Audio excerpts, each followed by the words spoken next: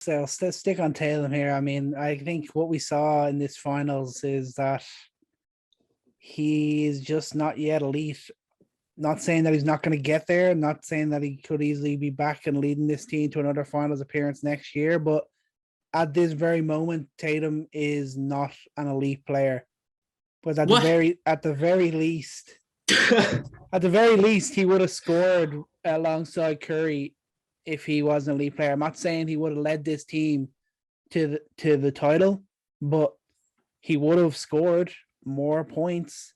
The dude had zero 30-point games in the finals. In game 6, when it was all or nothing, he had 13 points. This is meant to be your go-to superstar. That is never okay. 23 turnovers in total in the game. He ultimately became the first ever player to have 100 turnovers in a single postseason. Most ever. That is absolutely outrageous. And just focusing on the finals, he put up far too many bad shots. He spent far too much time complaining when he didn't get calls. And he's got to work on it. He's got there now. He's had his chance. He doesn't get any more. From that, there's no more excuses with Tatum now. He's got to the finals. He's shown he's good enough to do that. No more excuses anymore. All right. We have to address this. Jayson Tatum is elite. What are you talking about? You just got voted first team All NBA. I don't care. We can't go that far, man. Come on, we went the entire podcast without being reactionary. All right, let me lay it out there. He could shut me up very well easily next season. Don't get me wrong, but at this moment right now, not elite. Well, I think for what I was saying previously, like what they were trying to do was shoving a square into a round. Is it a round thing into a square peg into a round hole? Is that what it is? Yeah, that's that. I know what you mean. I'm bad at idioms, yeah. But I think his weaknesses were highlighted tremendously in the series to the point where I think it's valid. Like people are going to come out with the feeling that maybe Tatum isn't actually that good. But I just refuse to believe that because of his age. He's only 18. And or is he 24? I'm not sure anymore. I don't know if I'm following Twitter or reality. He's 24. But in terms of finals age, I mean, he's the youngest alongside Giannis, alongside Dwayne Wade. Let's mention this. I don't know how many people have mentioned this, but he joins Dwayne Wade as the youngest player to record 600 points per game. I think you had mentioned that previously. Not 600 points per game. No, no. 600 more points in a playoff run. And I think he and Brown were the youngest duo to do it as well. The most points scored by the youngest duo. And where do you go on there? I'm just saying, I'm not saying that Tatum is not good. Me saying he's not elite is not me saying that he isn't good. But what all right, I guess we in the offseason we need to determine what we mean by elite, by star, superstar. We need some proper accepted lingo here. We need to institutionalize some standards here. But I will say this, that you're not wrong on what he was bad at. I mean, obviously he was not good. But let me say this. He made himself the sixth most. He had the most turnovers per game in history, sixth most at 3.8. Smart was right behind him at 3.2. Brown also 3.3.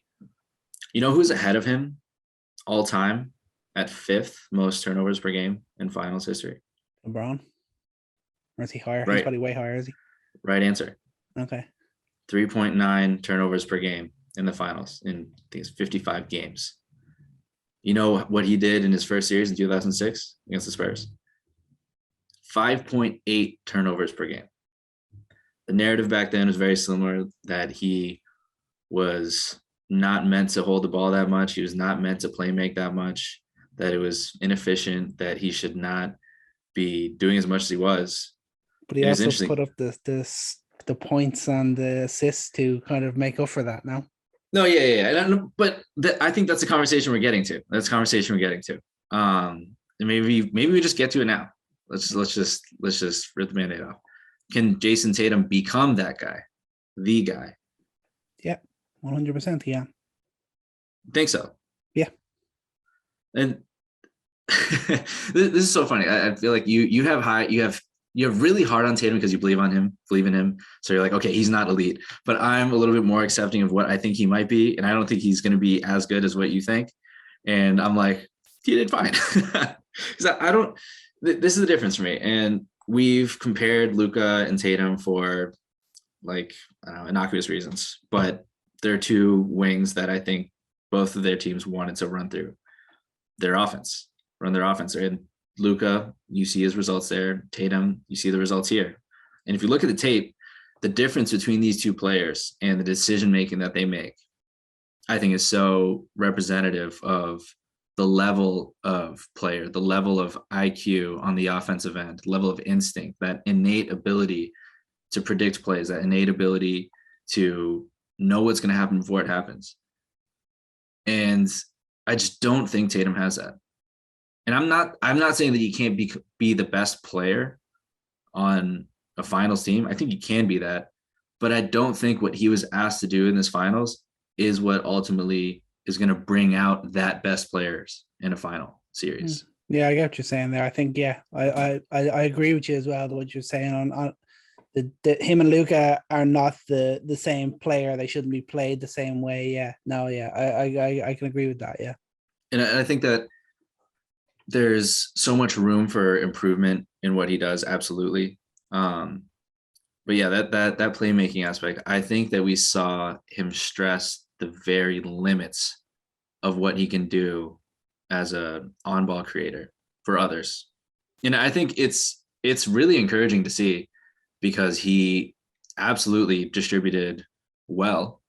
Mm-hmm. He was a very willing passer, and that wasn't a question. There's never going to be a question in this whole postseason, was Jayson Tatum selfish? He just wanted to get a shot. He just wants to be like Kobe. That's what we heard all last year. There's going to be no question of, well, does Tatum try on defense? Is he really committed to both ends of the floor? Absolutely not. Absolutely not. And he's answered two big questions there. And I think it's just retooling this team and refining his role and what he does best as I think a pure scorer and a great secondary creator. Thanks for watching Coast to Coast on YouTube. For full episodes, check out the show wherever you get your podcasts. And for all the best hot takes, subscribe to the Coast to Coast YouTube channel below.